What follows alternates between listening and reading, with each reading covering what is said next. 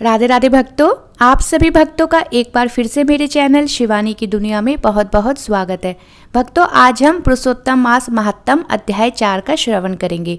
कल हमने पुरुषोत्तम मास महात्म अध्याय 3 में मल मास का अपमान के कारण दुखी होना इस कथा को सुना।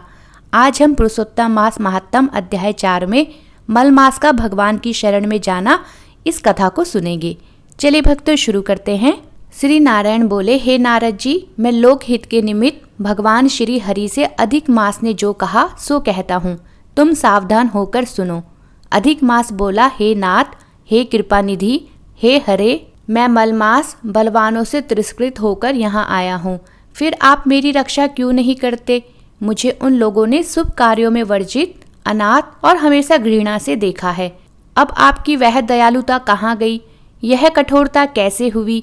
हे भगवान, जैसे आपने अग्नि रूप दुष्ट कंस से जलती हुई देवकी की रक्षा की, वैसे ही मुझ शरणागत की रक्षा क्यों नहीं करते? हे दीन वत्सल, जैसे दुशासन के दुख से द्रौपदी की रक्षा की, वैसे ही मेरी रक्षा क्यों नहीं करते? कृपया कर बताइए। हे प्रभु, जैसे आपने यमुना के कालियादेह में नागराज के महाविष से गोप और गौ की रक्षा की, वैसे ही हे रक्षक, मुझ दीन की रक्षा क्यों नहीं करते? हे दीन वत्सल, जैसे ग्वालों और उनकी स्त्रियों की दावानल से जलते समय वन में रक्षा की, वैसे ही मेरी रक्षा क्यों नहीं करते?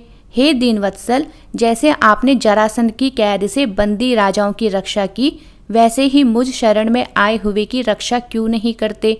हे दीन प्रतिपालक, जिस प्रकार ग्राह के मुख से गजराज की रक्षा की, वैसे ही मुझ शरणागत की रक्षा क्यों नहीं करते? इस प्रकार भगवान से कहकर स्वामी रहित मलमास श्री हरि भगवान के आगे आंसू बहाता हुआ उदास हो चुप हो गया। तब अत्यंत द्रवीभूत हो कृपालु श्री हरि आगे खड़े हुए मलिन मुख मलमास से बोले, हे पुत्र, तू अत्यंत दुखी है। तेरा ऐसा क्या दुख है जिससे इतना पीड़ित हो रहा है? तू सोच मत कर, मैं तेरा दुख दूर करूंगा। मेरी शरण में आकर महादुखी और पतित भी ऐसा सोचा नहीं करते। फिर तू यहाँ आकर क्यों सोच में डूब रहा है? तुझको दुखी देखकर यहाँ के वैकुंठवासी विस्मृत हो गए हैं। तू क्यों मरने की इच्छा करता है, सो कह। भगवान श्री हरि के ऐसे प्रिय वचन सुन मलमास जैसे सिर पर से बोझा उतारकर कोई लंबी लंबी श्वास लेता है, उसी प्रकार श्वास लेकर मधुसूदन भगवान से बोला, हे प्रभु, आप घट घट के वासी हैं, आप सब जानते हैं और आकाश की भांति आकाश में व्याप्त हैं। आप चराचर पति विष्णु हैं, सबके साक्षी विश्व दृष्टा हैं। आप निरंजन निराकार रूप में सब प्राणियों की अवस्था में स्थित रहते हैं। अतः हे जगन्नाथ, आपके बिना कुछ भी नहीं है। मुझ अभागे की पीड़ा को क्या आप नहीं जानते?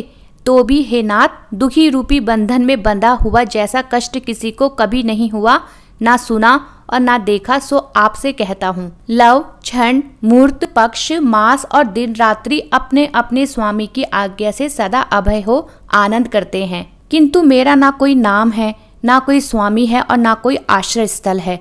इसलिए उन सब अधिपतियों ने मेरा बहिष्कार कर दिया है कि यह मलमास शुभ कार्यों में निषिद्ध है, अंधा है, पतन के गर्त में गिरने वाला है।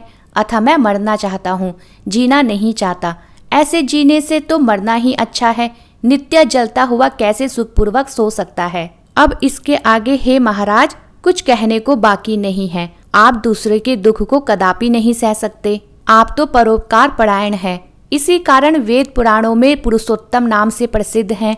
आप अपने धर्म को देख जो चाहो सो करो। आप महाप्रभु हो। मैं तुच्छ मनुष्य की भांति बार बार कहने योग्य नहीं हूँ। हे नारद जी, मैं मरूंगा, इस प्रकार कहता हुआ वह शांत हो गया और शीघ्र ही प्रभु के निकट धराम से गिर पड़ा। उसको इस प्रकार गिरते हुए देख सारी सभा विस्मित हो गई। नारायण बोले, अधिक मास के ऐसे शांत होने पर महाकृपालु श्री हरि भगवान शरद चंद्र की किरण के समान शीतल और मेघ के समान गंभीर शब्द से शोभायमान वचन कहने लगे। सूत जी बोले, हे ऋषियों, वेद की रिद्धि में तत्पर पाप समूह का नाश करने को बरवाग्नि के समान ऐसे आदि पुरुष भगवान के वचन सुनने की इच्छा वाले नारद जी प्रसन्न मन से कहने लगे। इति श्री पुरुषोत्तम मास कथा चतुर्थ अध्याय समाप्त। बोलो भगवान श्री पुरुषोत्तम की जय, भगवान श्री हरि की जय। भक्तों, अगर आपको मेरी ये वीडियो पसंद आई हो तो मेरा ये चैनल लाइक, शेयर और सब्सक्राइब करना ना भूलें।